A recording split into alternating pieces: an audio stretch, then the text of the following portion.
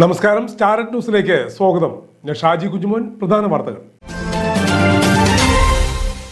പന്നിയങ്കരിയിൽ പ്രതിഷേധം കനത്തു. പ്രദേശവാസികളിൽ നിന്നും തൽക്കാലം ടോൾ പിരിക്കില്ല. ഈ മാസം 7-ന് വീണ്ടും സർവകക്ഷി യോഗം. ടോൾ പ്ലാസ ഉപരോധിച്ച് ഡിവൈഎഫ്ഐ പ്രവർത്തകർ. ഗ്രാമീണ മേഖലയിലെ സാധാരണക്കാരായ വിദ്യാർത്ഥികൾക്ക് ഉന്നത വിദ്യാഭ്യാസം നേടാൻ ആവശ്യമായ നടപടികൾ സ്വീകരിക്കുമെന്ന് KD പ്രസേനൻ MLA.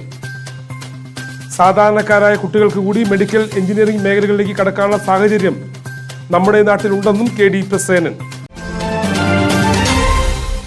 ആഘോഷ നിറവിൽ വടക്കഞ്ചേരി ശ്രീ കൊടുക്കാട്ടുകാവ് ഭഗവതി ക്ഷേത്രത്തിലെ വേല മഹോത്സവം ബുധനാഴ്ച ആഘോഷിക്കും.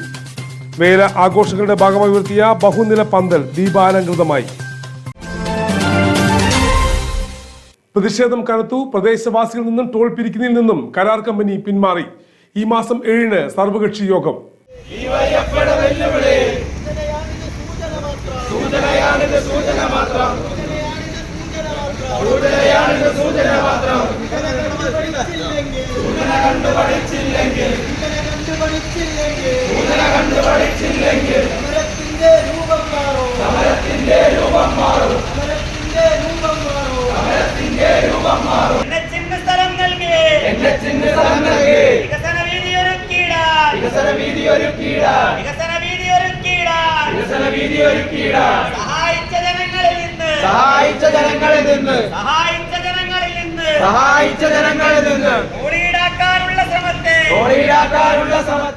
വടക്കഞ്ചേരി മണ്ണുത്തി ദേശീയപാതയിൽ പന്നിയങ്കര ടോൾ പ്ലാസയിൽ പ്രദേശവാസികളിൽ നിന്നും ചൊവ്വാഴ്ച മുതൽ ടോൾ പിരിക്കാൻ കരാർ കമ്പനി തീരുമാനിച്ചിരുന്നു.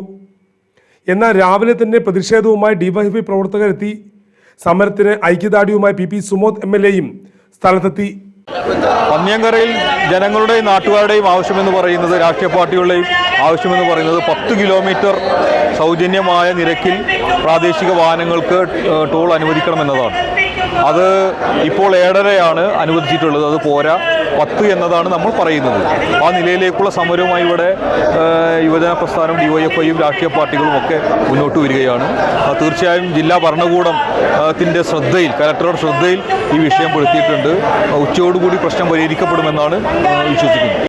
കലക്ടർ, അതുപോലെ തന്നെ MP, MLAമാർ, ബന്ധപ്പെട്ട കരാർ കമ്പനിയുടെ ആളുകൾ, ഇവരെല്ലാം ചേർന്ന് ഇതിനെ സംബന്ധിച്ചിടത്തോളം ഒരു പരിശോധന നടത്തി.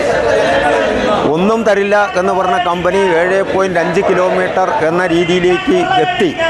എന്നാൽ അതിൽ വ്യക്തത വരുത്തേണ്ട ചില പ്രദേശങ്ങൾ വ്യക്തത വരുത്തിക്കൊണ്ട് സർവകക്ഷി യോഗം ചേർന്ന് ഈ തീരുമാനം ഇംപ്ലിമെൻ്റ് ചെയ്യാമെന്നും അതുവരെ ടോള് പിരിക്കില്ല എന്നുമാണ് എടുത്ത തീരുമാനം.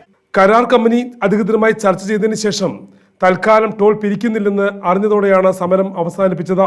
വടക്കഞ്ചേരി ജനകീയവേദി പ്രവർത്തകരും പ്രതിഷേധവുമായി എത്തിയിരുന്നു.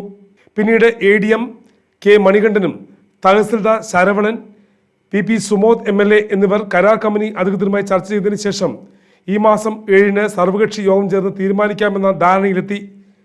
അതുവരെ തൽസ്ഥിതി തുടരാനും തീരുമാനമായി. ഗ്രാമീണ മേഖലയിലെ സാധാരണക്കാരായ വിദ്യാർത്ഥികൾക്ക് ഉന്നത വിദ്യാഭ്യാസം നേടാൻ ആവശ്യമായ നടപടികൾ സ്വീകരിക്കുമെന്ന KD Prasenan MLA. Koranchira Jayakerala വായനശാലയ്ക്ക് MLA ഫണ്ടിൽ നിന്നും അനുവദിച്ച 2 ലക്ഷം രൂപയുടെ റഫറൻസ് പുസ്തകങ്ങൾ കൈമാറുന്ന ചടങ്ങിന്റെ ഉദ്ഘാടനം നിർവഹിച്ച് സംസാരിക്കുകയായിരുന്നു അദ്ദേഹം. പണ്ടെപ്പോഴോ പ്രസിദ്ധീകരിച്ചു പോയ പുസ്തകങ്ങൾ, അപ്ഡേറ്റഡ് അല്ലാത്ത പല കാര്യങ്ങളും കുത്തി നിറച്ച പുസ്തകങ്ങളും തെറ്റായ വിവരങ്ങൾ ഉൾപ്പെടെ നൽകുന്ന പുസ്തകങ്ങൾ ഇങ്ങനെ അച്ചടിച്ച് വിതരണം ചെയ്യുന്ന ഒരു ശീലമായി ഇത് മാറുകയാണ്. അങ്ങനെ മാറിയപ്പോഴാണ് ഇത്തവണ കേവലം ഈ പണം വിനിയോഗിക്കുമ്പോൾ അത് ഏതെങ്കിലും ഗുണകരമായ ഒരു കാര്യത്തിന് വേണ്ടി വിനിയോഗിക്കണം എന്ന ഒരു ചിന്ത ഉണ്ടാവും. അപ്പോൾ ഞാൻ ആലോചിച്ചപ്പോൾ ഇവിടെ നമ്മുടെ മെഡിക്കൽ എഞ്ചിനീയറിംഗ് എൻട്രൻസുമായി ബന്ധപ്പെട്ടും അതുപോലെ തന്നെ UPSൻ്റെ എക്സാമുമായി ബന്ധപ്പെട്ടുമെല്ലാം ഇപ്പോൾ കുട്ടികൾ പലപ്പോഴും ഇത്തരം എൻട്രൻസ് കോച്ചിങ് നടത്തുന്ന സെൻറ്ററുകളിൽ പോകാൻ കഴിയുന്ന സാമ്പത്തിക ഭദ്രതയുള്ള കുട്ടികൾ അവിടെ പോയിക്കൊണ്ടിരിക്കുകയാണ്. അത് പാലയിലാണെങ്കിലും അതുപോലെ തന്നെ സൈലത്തിലാണെങ്കിലും എല്ലാം ഇങ്ങനെയുള്ള വിവിധ കോച്ചിങ് സെൻറ്ററുകളിൽ 10,000 ലക്ഷങ്ങൾ മുടക്കി അവിടെ ഹോസ്റ്റലുകളിൽ താമസിക്കാൻ ശേഷിയുള്ള രക്ഷിതാക്കൾ അവരുടെ മക്കളെ അവിടേക്ക് എത്തിക്കുന്നു. അതേസമയം നമ്മുടെ നാട്ടിൽ കേരളയിൽ നടക്കുന്ന മറ്റൊരു സംഗതിയുണ്ട്. ഇത്തരം കോച്ചിങ് സെൻ്ററുകളുടെ തന്നെ സഹായത്തോടു കൂടിയുള്ള ഓൺലൈൻ കോച്ചിങ്ങുകളിൽ പല കുട്ടികളും ചേരുന്നു. അവരുടെ മറ്റ് പഠനത്തോടൊപ്പം തന്നെ എൻട്രൻസിനാവശ്യമായ പരിശീലനം നേടാൻ ഓൺലൈൻ കോച്ചിങ് സമ്പ്രദായത്തെ അവർ സ്വീകരിക്കുന്നുണ്ട്. സാധാരണക്കാരായ കുട്ടികൾക്ക് കൂടി മെഡിക്കൽ എഞ്ചിനീയറിംഗ് മേഖലകളിലേക്ക് കടക്കാനുള്ള സാഹചര്യം നമ്മുടെ നാട്ടിലുണ്ടെന്നും KD പ്രസേനൻ പറഞ്ഞു. ഗ്രാമപഞ്ചായത്ത് പ്രസിഡന്റ് കവിതാ മാധവൻ അധ്യക്ഷയായി. U അഷറഫ്, V ഓമനക്കുട്ടൻ, ബാബു വർഗീസ് എന്നിവർ സംസാരിച്ചു. വിദ്യാർത്ഥികൾക്ക് മത്സര പരീക്ഷകൾക്ക് തയ്യാറെടുപ്പിനുള്ള പുസ്തകങ്ങൾ കൂടിയാണ് നിലവിൽ കൈമാറിയത്.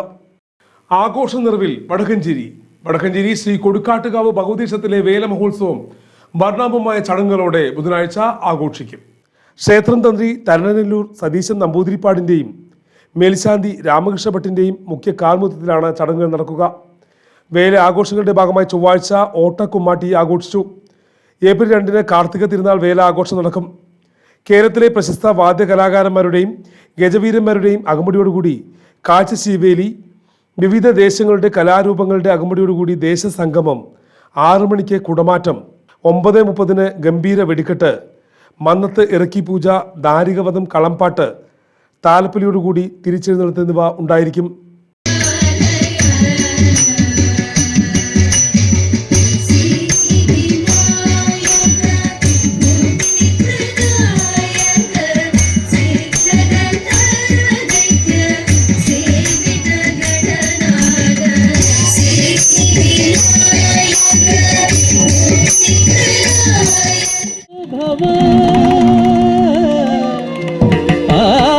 आचार्य देवो भव अतिथि देवो भव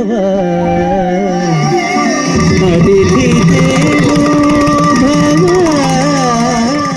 CPIM കിഴക്കഞ്ചേരി 2 ലോക്കൽ കമ്മിറ്റിയുടെ നേതൃത്വത്തിൽ രാഷ്ട്രീയ വിശദീകരണ പൊതുയോഗം സംഘടിപ്പിച്ചു. CPIM സംസ്ഥാന കമ്മിറ്റി അംഗം CK രാജേന്ദ്രൻ ഉദ്ഘാടനം ചെയ്തു.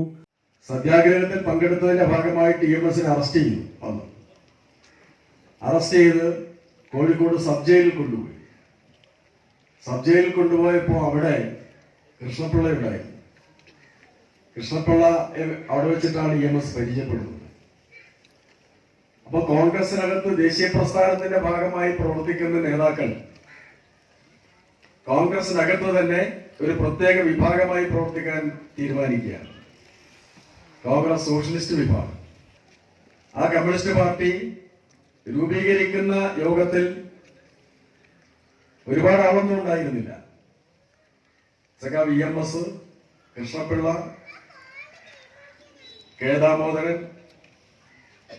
തുടങ്ങിയിട്ടുള്ള 3-4 സഖാക്കളാണ്. PM കലാധരൻ അധ്യക്ഷനായിരുന്നു. V Radhakrishnan, K. Ramachandran, KR Saseendran എന്നിവർ സംസാരിച്ചു. ബൈക്കിന് പുറകിൽ കാറിടിച്ച് യുവതി മരിച്ചു. പുതുശ്ശേരി കാലാണ്ടിത്തറ സ്വദേശി അരുണിന്റെ ഭാര്യ അമൃതയാണ് മരിച്ചത്. 36 വയസ്സായിരുന്നു. പാലക്കാട് മരുത റോഡിന് സമീപത്ത് വെച്ചാണ് അപകടം സംഭവിച്ചത്. അമിത വേഗതയിലെത്തിയ കാർ ബൈക്കിനെ ഇടിച്ച് തെറിപ്പിക്കുകയായിരുന്നു. ബൈക്കിൽ സഞ്ചരിച്ച അമൃതയുടെ ചെറിയച്ഛനും മകൾക്കും പരിക്കേറ്റിട്ടുണ്ട്.